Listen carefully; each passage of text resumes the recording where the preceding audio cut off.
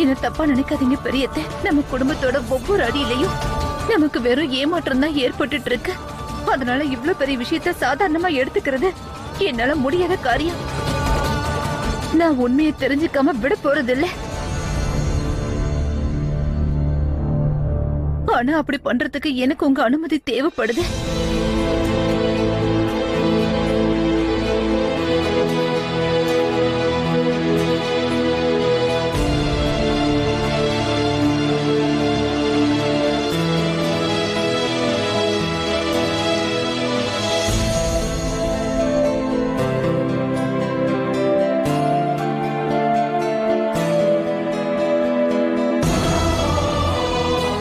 எங்க எல்லாருக்கும் தெரியும் நீங்க ரெண்டு பேருமே ஒருத்தர் மேல ஒருத்தர் உயிரா இருக்கீங்கன்னு. ஒருத்தருக்கு அடிபட்டுச்சுன்னா இன்னொருத்தர் துடிச்சு போயிடுவீங்க.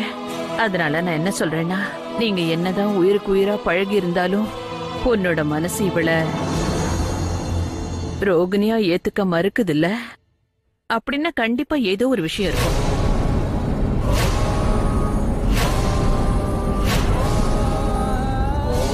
அம்மாடி சீமா, இவ ரோகிணியா இல்லையான்றத உன்னை தவிர வேற யாராலையுமே நிரூபிக்க முடியாதுமா. நீ போயிட்டு வா, உண்மை என்னன்னு தெரிஞ்சுக்கோ. இந்த பரத்வாஜ் குடும்பத்தோட கௌரவம் எல்லாமே உன்னோட பதில தான் அடங்கியிருக்க. போ சீமா, என்னோட ஆசீர்வாதம் உன் கூடவே இருக்கும்.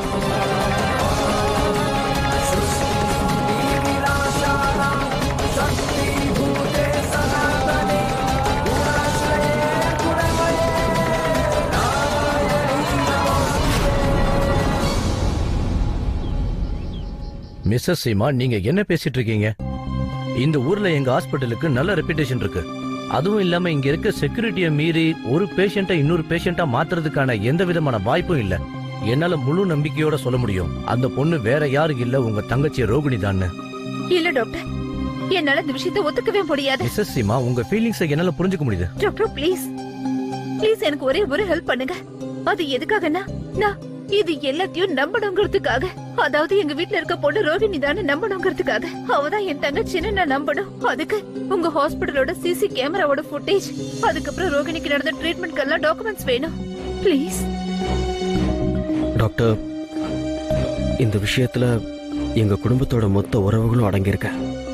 Please try to understand. இது ரோஹிணியோட வாழ்க்கை சம்பந்தப்பட்ட விஷயம்.